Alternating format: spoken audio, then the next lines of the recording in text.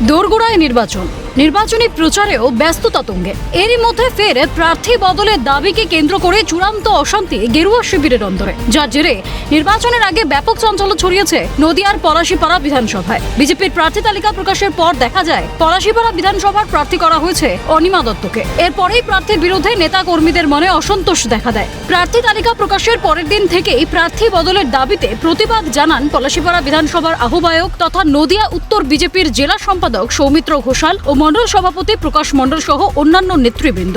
এছাড়াও কয়েকদিন আগেই পলাশীপাড়া বিধানসভার অন্তর্গত চাঁদেরহাটে গিয়েও দলীয় কর্মীদের বিক্ষোভের মুখে পড়েন জেলা সভাপতি অর্জুন বিশ্বাস সহ অন্যান্য নেতারা। এরপরেই সৌমিত্র ঘোষাল ও প্রকাশ মণ্ডলকে শোকজ করে জেলা নেতৃত্ব। তারই প্রতিবাদে রবিবার সন্ধ্যায় পলাশীপাড়ার ৫ দাঁড়ায় সাংগঠনিক বৈঠকে বসেন পলাশীপাড়া বিধানসভার বুথ স্তর থেকে ব্লক স্তরের শতাধিক নেতাকর্মী। সেখানে তারা সিদ্ধান্ত নেন প্রার্থী বদল না করা হলে দল থেকে গণ ইস্তফা দেবেন। তাদের দাবি ২৬ তারিখের মধ্যে প্রার্থী বদল না হলে ২৬ তারিখের পর ৩০০ থেকে ৩৫০ জন মণ্ডল সভাপতি, বুথ সভাপতি ও অন্যান্য নেতৃত্ব ইস্তফা দেবেন। পাশাপাশি তারা পলাশীপাড়া বিধানসভায় নির্দল প্রার্থী দাঁড় করানোর হুঁশিয়ারি দিয়েছেন।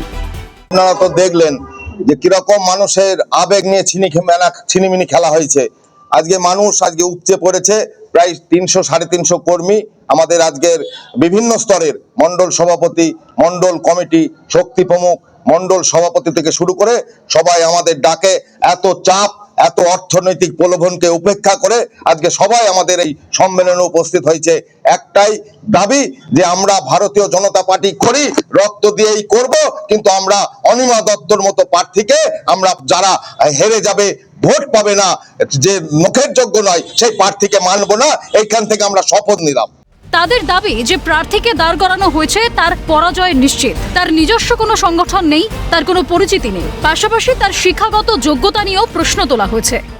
আজকে পলাশীপাড়া বিধানসভার 17 পৌরসভা বিজেপি প্রার্থী যাকে করেছে অনিমা দত্ত, ইনি একদম পুরো রাজনীতি, তার কোনো গ্রহণযোগ্যতা নেই।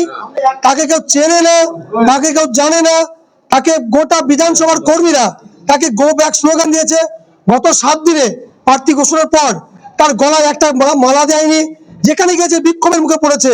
তাই এই অযোগ্য প্রার্থীর বিরুদ্ধে গোটা বিধানসভার ভারতীয় জনতা পার্টি কার্যকর্তাদের আজকে সাংগঠনিক বৈঠক এখানে আয়োজন হলো। নির্বাচন আর হাতে গোনা কয়েকটা মাত্র দিন বাকি। এরই মধ্যে বিজেপির অন্দরে প্রার্থীকে দাঁড় করানোকে কেন্দ্র করে এই মনোমালিন্য অন্যান্য রাজনৈতিক দলগুলিকে ভোট যুদ্ধে বাড়তি অক্সিজেন যোগাবে কিনা সে উত্তর দেবে সময়। নদিয়া থেকে অর্ধেন্দু মালাকার রিপোর্ট, ক্যালকাটা নিউজ।